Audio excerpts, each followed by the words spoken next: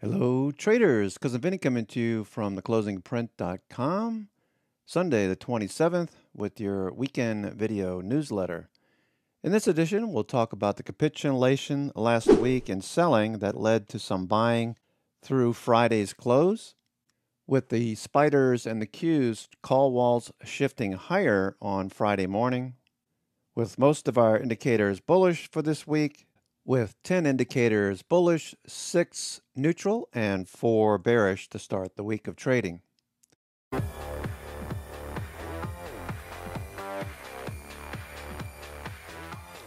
Initially, the markets moved lower after Chair Powell's speech at 10 o'clock on Friday. However, soon thereafter, the markets started to find their footing after they realized Jay Powell and the Federal Reserve hadn't changed any policy. They were remaining restrictive, so nothing new, and the markets rallied into the close.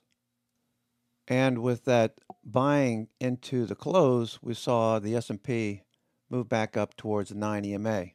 50-day was a tremendous resistance for the week after an initial bounce on Monday, leaving the markets trading right along this 236 50% Fibonacci confluence zone. So as we start trading on Monday, we'll be a little bit more cautious, but also keeping in mind that we have 10 bullish indicators this week. 6 are neutral and 4 are bearish. So leaning more bullish as we start Monday trading. In addition, we were watching the volume oscillator shifting higher on Fridays.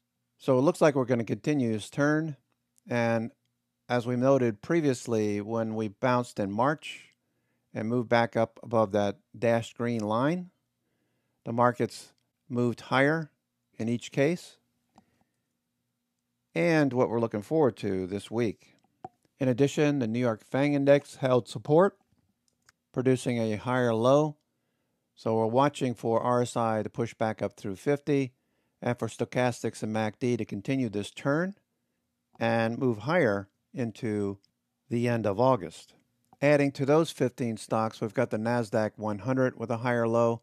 Copac cycle has turned up and looks to be headed towards the zero line again, with a similar conclusion drawn from NYMO, which turned last week, started producing yellow bars. NYMO is at minus 37, having hit minus 108 2 weeks ago on Thursday. Similar to what we've seen back in March, with price action remaining above anchored VWAP that started the beginning of the year, giving us a more bullish picture going into this week. Bonds and currencies continue to be an issue for the bulls. In particular, the 10-year yield needs to fade back below the 21-day. Despite that, the markets have managed to hold on to recent gains that started on Monday. Even though we did have a pullback on Thursday, we're looking forward to those indicators I just presented, NYMO and that volume capitulation indicator, all turning higher, similar to what we saw back in March. At that time, yields started to turn as well, yet the markets moved higher. We also need to reflect on junk bonds and high-yield corporate debt, managing to hold on to the 50-period moving average. So if we follow through and push higher, that would be bullish for equities. We also need to consider IBB and IWM, both risky assets. If these turn higher, we could look for a follow-through. Crude oil is moving higher, so that's a caveat. It's producing a headwind for consumers.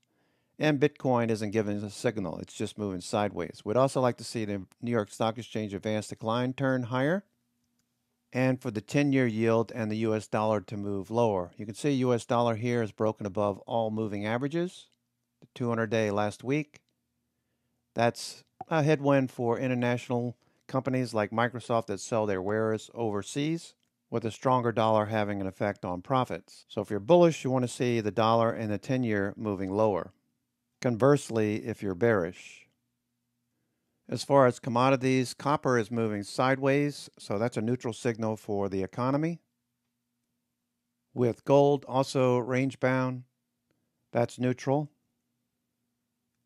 And silver transitioning into the upper half of this range, but basically no gains over the entire year so far. Finally, crude oil and gasoline did bounce a little bit on Friday, but remains in a range-bound pattern, with gasoline in a range with price action closing a little higher, but off the highs on Friday.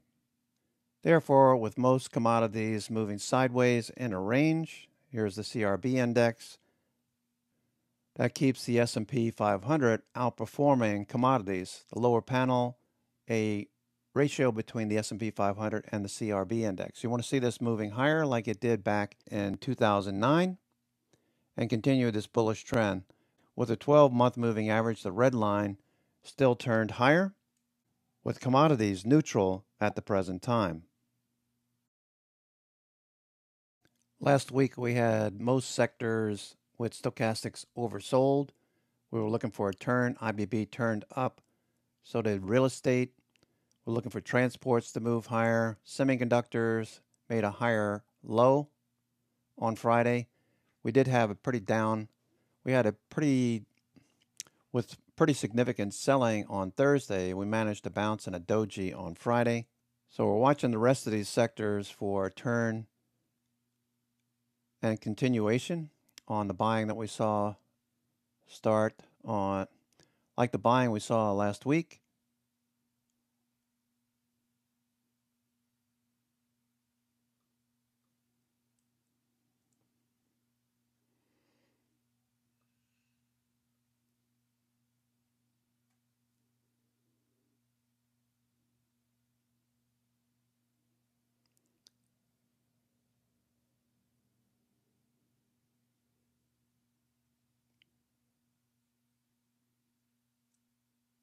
And we're looking for consumer discretionary to continue outperforming consumer staples, like we pointed out over the last several weeks. Back in 2022, this peaked and turned lower. That indicated institutions were positioning more bearish. That indicated institutions were positioning more defensive. Now these lines are moving higher. That's telling you that consumer discretionary is outperforming the defensive consumer staples. That's what we want to see if you're bullish equities into the fall. The same thing can be said for the 9 small cap sectors oversold, looking for these to turn higher. That would be good for IWM and the markets as a whole if we can catch a bid here. Together with international indices and ETFs, we'd like to see these moving higher as well. Argentina trying to get back above the 21-day. Brazil and the South American countries are trying to push higher as well. Brazil and South American countries are improving, as are many of the European nations, as are many of the European ETFs, as are many of the European country ETFs. Italy pushing higher, improve, as discussed earlier in this video.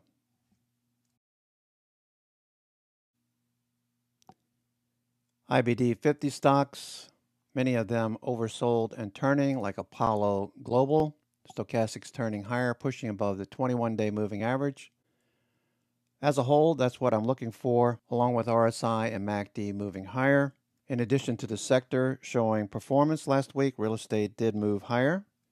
Industrials back on the IBD 50, like Caterpillar. Stochastics oversold. This one looks like it could move higher. We'd look for volume to pick up and for price to get back above the 21-day. That will be resistance on the first shot back to the highs. If it doesn't make it back above the 9 and 21-day, then the 50-day might be in play as well. Stochastics telling me that there's a higher probability that we could push higher, however. WHD, Cactus, they're in the oil and drilling services industry. Stochastics turning. Prices is about to pop back above the 21-day. Looks pretty good there. Elf Beauty reporting earnings, looking for a follow-through. MCore, EME, looks like that could push higher as well. Freshworks, looking for a turn. Price move back above the 21-day. Futu Holdings back on the IBD 50, looking for that to bounce out of this base. Stochastics turns up. Volume picked up on Thursday and Friday. Some stocks like Ingersoll Rand had oversold stochastics coming into last week, turned higher, looking for a breakout above 69 or 70 this week. Mercado Libre and Li Auto, both international companies, looking for these to turn stochastics and price to push back above the 21-day. Natera at the highs, stochastics embedded. Volume has been pretty elevated over the last several weeks. The company is a pioneer and global leader in cell-free DNA testing from simple blood draw. So that appears to be under accumulation. Look for a follow-through in NTRA. Pinduoduo, stochastics turning. Look like that might bounce off the 50-day. Volume picked up on Wednesday, Thursday, Friday. Qualsys, this one looks pretty good. It's trending along the 21-day. It's probably one of the best stocks set up so far on the IBD 50. Stochastics didn't get completely oversold, but it is turning, and it's trending along its 21-day. Stericis, STE, this one's trying to push a bit higher as well. The company is a provider of infection prevention and other procedural products and services focused mainly on healthcare, pharmaceutical, and research. Those sectors have been seeing some accumulation lately. Keep an eye on them. Trane Technologies, nice setup, back above the 21-day. Stochastics turning. Trane Technologies, they manufacture HVAC systems for the construction industry. Trane Technologies is a global leader in the HVAC industry, along with Lennox and Carrier. With Trane oversold and turning, looks like it's going to push back above the 21-day. And Workday, with a lot of accumulation last week, it was most active several days. Looking for a follow-through. And Zurn Water again on the IBD 50. Looking for that to get back above the 21-day as stochastics turns higher.